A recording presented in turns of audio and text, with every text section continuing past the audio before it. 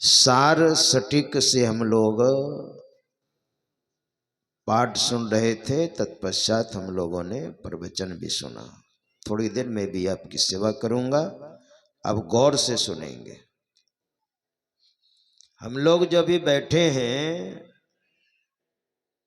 संधिर सद्भिर न जिरयते,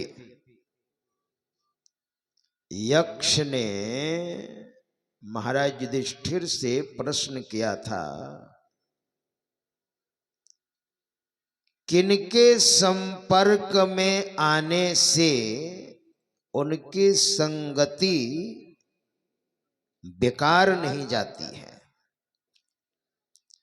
तो युधिष्ठिर महाराज ने कहा था, संतों की संगति निरर्थक कभी नहीं होती है, बेकार नहीं होती है। हम लोग जो बैठे हैं, ये सत्संग ये बेकार नहीं जाएगा, आपका साथ देगा, आपके साथ में रहेगा। ऐसा है, संधिर सद्भिर न जिरयते, ऐसा कहा है महाभारत में। इसलिए हम लोग सत्संग में बैठे हैं और सत्संग के वचन को एक नंबर में सुनना होता है। संत पलटू साहब ने बड़ा सुंदर कहा है, आप कुछ नहीं जानते हैं, पहले आप सत्संग में बैठिए। आप गोस्वामी तुलसीदास जी महाराज ने तो यहां तक कहा, जो जीवन से मुक्त हैं, जीवन से मुक्त मतलब शरीर में हैं और साधना करके जड़ शरीरों को अपने कंट्रोल में कर कैवल्य शरीर में पहुंच गए हैं, चेतन शरीर में। जीवन से मुक्त, जीवन कहां तक होता है? जीवन होता है, हम लोग जी रहे हैं स्थूल सूक्ष्म कारण महाकारण तक, और इन सारे जड़ शरीरों को साधना करके कंट्रोल में कर लिया है, अपने आप को कैवल्य में पहुंचा दिया है, शरीर में ही है। ऐसे महापुरुष भी सत्संग में बैठते हैं, है ना? ऐसे महापुरुष भी सत्संग में बैठते हैं। समाधि को छोड़ करके, समाधि में आनंद ही आनंद है, और जो ब्रह्मपरा शरीर में नहीं है, शरीर छोड़ चुके हैं, मतलब महापुरुष, और वह भी सत्संग में आते हैं। जीवन मुक्त ब्रह्मपर, जीवन मुक्त ब्रह्मपर, ये दोनों तरह के महापुरुष सत्संग में आते हैं, है ना? चरित सुनहि तजी ध्यान, ऐसा कहा। और जे हरि कथा न करहि रति, वो हम लोगों के लिए कहा, हम साधारण जन। अच्छा, गोस्वामी तुलसीदास जी महाराज ने जो लिखा है, कोई साधारण महापुरुष थे क्या? वो 15 वर्षों तक उन्होंने संस्कृत का अध्ययन किया था और बड़ी कड़ी साधना उसने की थी, गोस्वामी जी महाराज ने। और ऐसे महापुरुष कह रहे हैं, गोस्वामी जी महाराज ने कहा कि हम साधारण जन सत्संग नहीं करते हैं,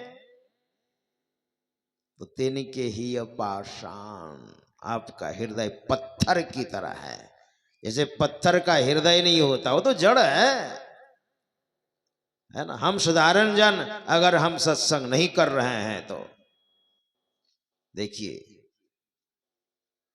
इसलिए सत्संग में आप बैठिए। संत पलटू साहब ने देखा, वो अयोध्या के इर्द गिर्द कुटिया बना करके रहते थे, तो उन्होंने देखा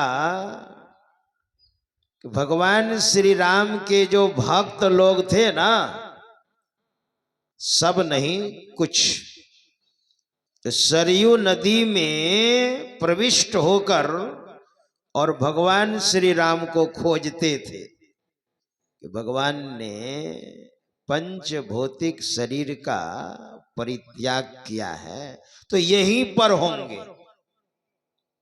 संत पलटू साहब ने कहा, बैरागिन भूली आप में, भूल गए हो, जल में खोजे राम, राम को जल में खोज रहे हो, अपने में भूल गए हो। जल में खोजे राम, जाय के तीरथ छाने, तीर्थ में खोजते हो। तीर्थ में भगवान है या सरयू नदी में भगवान है। संत पलटू साहब संत थे, बड़ी उच्च कोटि की साधना थी उनकी। उन्होंने कहा, तीरथ छाने भर में विचारी, खोट नहीं सुधी अपनी आने। अरे अपना ख्याल करो, वह राम फूल माहि ज्यों वास, काठ में अग्नि छिपानी। फूल में जो सुगंध होती है वो दिखती है क्या? नहीं दिखाई पड़ती है। उसी तरह से भगवान जैसे फूल में सुगंध है, उसी तरह से भगवान है। इन आंखों से आप नहीं देख सकते। फूल माय ज्यों बास, काठ में अग्नि छिपानी। लकड़ी में पहले से अग्नि मौजूद है, क्या वो अग्नि दिखाई पड़ती है? जलती हुई लकड़ी से संसर्ग कर देंगे, वह लकड़ी जलने लग जाएगी। पहले से आग मौजूद है। काठ में अग्नि छिपानी, खोदे बिनु नहीं मिले अहे धरती में पानी। धरती, पृथ्वी के नीचे जल है, खुदाई करेंगे तब न मिलेगा। खोदे बिनु नहीं मिले अहे धरती में पानी। दूध महे घृत रहे, छिपी मेहंदी में लाली। जैसे दूध में घी है, लेकिन ऐसे घी दिखाई नहीं पड़ता। वो युक्ति से उसको निकालना पड़ता है। दूध महे घृत रहे, छिपी मेहंदी में लाली। और मेहंदी तो हरी हरी दिखाई पड़ती है। जब उसे शीला में जब उसे पिसते हैं, माता बहन पिसती है, तब उसमें से वो लालिमा निकलती है। छिपी मेहंदी में लाली, ऐसे पूर्ण ब्रह्म कहूं तिल भर नहीं खाली। ऐसे जो पूर्ण ब्रह्म है, एक तिल भी उसके बिना खाली नहीं है। ऐसे पूर्ण ब्रह्म तिल भर नहीं खाली। तो पलटू सत्संग बीच में कर ले अपना काम, वैरागिन भूली आप में जल में खोजे राम। सत्संग में पहले बैठिए। एक नंबर में संत पलटू साहब ने कहा, पहले आप सत्संग में बैठिए, है ना। सत्संग में आकर के मन लगा करके बैठिए। वेद भगवान ने भी कहा है, आप वेद पढ़िए। आप वेद भगवान कहते हैं, एक नंबर में आप सत्संग कीजिए। ओम युंजानः प्रथमं मनस्तत्वाय सविता धियम्मा अग्निर ज्योतिर्निचाय्य पृथिव्या अध्याभरत। वेद भगवान उपदेश करते हैं कि हे मनुष्यों, जगत प्रसव करता ईश्वर का तत्व ज्ञान प्राप्त करने के लिए पहले बुद्धि योग सत्संग करें। आप एक नंबर में बुद्धि को सत्संग में आप लगाइए। वेद भगवान वही बात कह रहे हैं। आधुनिक काल के महापुरुष यही कह रहे हैं। हमारे गुरुदेव ने क्या कहा सुनिए। हमारे गुरु महाराज कहते हैं, करी सत्संग गुरु खोज करिए, चुनिए गुरु सच्चा, बिनु सद्गुरु का ज्ञान पंथ सब कच्च ही कच्चा, कुंडलिया में कहूं सो सद्गुरु कर पहचाना, अरे हारे में ही जो प्रभु दया सो मिले, सेविये तज अभिमाना। पहले सत्संग आप कीजिए, बैठिए, पहले सुनिए, पहले आप, है ना। वही तो हम लोग सुन रहे थे पाठ में, सुनि समुझहि जन मुदित मना, मज्जहि अति अनुराग, लहहि चारि फल अक्षत तनो, साधु समाज प्रयाग।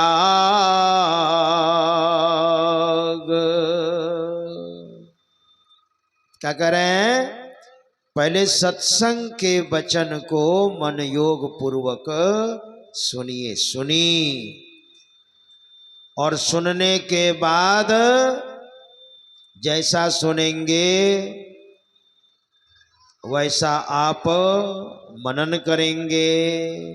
तो सत्संग के वचन को सुन करके आप उसको मनन कीजिए। मनन मतलब चिंतन थोड़ा कीजिए, आप चिंतन करें। आप सत्संग में जो हमने सुना, सत्यशास्त्र में लिखा हुआ है, इसको थोड़ा सा विचारिए, है ना। सुनी समझी। लेकिन गोस्वामी जी महाराज कहते हैं, टेंशन में नहीं, मुदित मना, प्रसन्न मन से। तो क्या होगा? लहहि चारि फल। चार फल कौन सा मिलेगा? फल का मतलब यहां है ये नहीं कि केला है, अमरूद है, सेब है, नारंगी है, ये चार फल है। अरे ये चार फल नहीं, कर्मण्यवाधिकारस्ते मां फलेषु कदाचन, मां कर्म फल हेतुर्भुर्माते संगस्व कर्मणि। कर्म आप कीजिए, सत्संग रूपी कर्म कीजिए, फल की इच्छा मत कीजिए। आप सत्संग के वचन को सुन करके मनन कीजिए गंभीरता पूर्वक। तो चार फल, इसको पुरुषार्थ भी हमारे महापुरुषों ने कहा है। धन्यस्तु ते भारत भूमि भागे। भारत में जिन्होंने जन्म लिया, चार पुरुषार्थ उसके हाथ में है। सत्संग के वचन को सुनिए, सुनकर के जीवन में उतारिए, तो इसी जीवन में चार फल आपको मिलेंगे। मरने के बाद नहीं, जीते जी, ऐसा कहा। इसलिए सत्संग के वचन को आप सुनिए।